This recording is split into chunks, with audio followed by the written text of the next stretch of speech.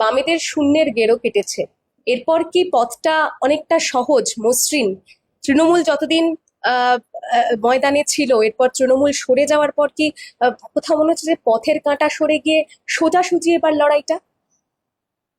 না, পথ আমি মসৃণ বলবো না, কেননা বিজেপির মতো একটা দল এবং বিশেষ করে এরকম একটা বিজেপি যে বিজেপির হাতে রাষ্ট্র ক্ষমতা রয়েছে।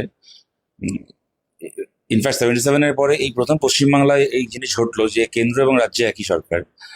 সুতরাং একদম রাষ্ট্র ক্ষমতা, ইলেকশন কমিশন সম্বলিত বিজেপি, তার বিরুদ্ধে লড়াইটা কখনোই সহজ নয়, অত্যন্ত কঠিন।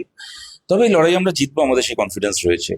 তৃণমূল কংগ্রেস, দেখো, তৃণমূল কংগ্রেস আমরা যখন এর আগে যখন বলতাম তখন লোকেরাকে আমাদের অধ্যত্ত বলেছিল, আমাদের অদূরদর্শিতা বলেছিল, উইশফুল থিঙ্কিং বলেছিল। কিন্তু আমরা চিরকালই বলে এসেছি যে তৃণমূল কংগ্রেস ইতিহাসের প্রবণতার ধারা একটা হাইফেন। ও একটা সময় মানে চলে যাবে, তৃণমূল চিরকাল থাকবে না। তৃণমূল সরকার থাকবে না তাই না, তৃণমূল দলটা থাকবে না। সুতরাং এইটা হওয়ারই ছিল।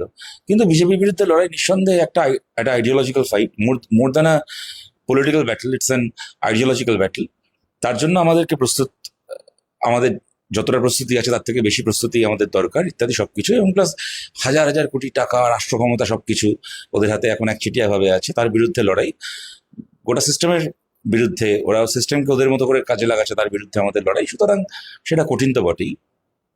মানে এর আগে যতটা কঠিন ছিল, মানে সেটা কি আরো বেশি কঠিনতর হলো?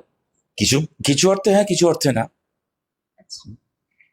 এই এখন যে সময়টা মানে চলছে, ধরো আমি তোমায় যদি এইভাবে বলি যে আহ, কঠিনতর হলো, আমি যে যে কারণে বললাম, যে বিজেপির হাতে রাষ্ট্র ক্ষমতা আছে, তাদের একটা একটা আইডিওলজি আছে, সেটাকে কাজে লাগানোর জন্য হাজার হাজার কোটি টাকার ফান্ডিং থেকে শুরু করে সবকিছু রয়েছে।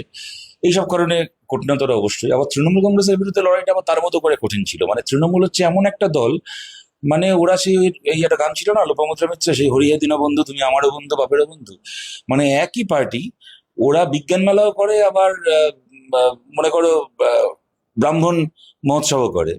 হ্যাঁ, মানে একই পার্টি। তারা পারলে, সে মমতা ব্যানার্জির মধ্যে লেনিনও দেখে কিছু লোক, কিছু লোক আবার তারকেশ্বরে যখন ওই লোকে কাঁধে কলসি নিয়ে যায়, তো জল ঢালতে যায়, তখন রাস্তার ধারে দাঁড়িয়ে আবার সেখানে ক্যাম্প করে। মানে ওরাই আবার তোমার রবীন্দ্রনাথ সন্ধ্যা করে, ওরাই আবার হনুমান জয়ন্তী করে। সুতরাং ওরা মানে ঝালে চলে অম্বলে সবেতে আছে। তো এরকম একটা দলের বিরুদ্ধে লড়াই করাটা কিন্তু তাদের মতো করে আবার সেটা খুব চ্যালেঞ্জিং। এটাও ঘটনা, ওটা খুব একটা স্ট্রেট ফাইট ছিল না, স্ট্রেট ব্যাটল ছিল না।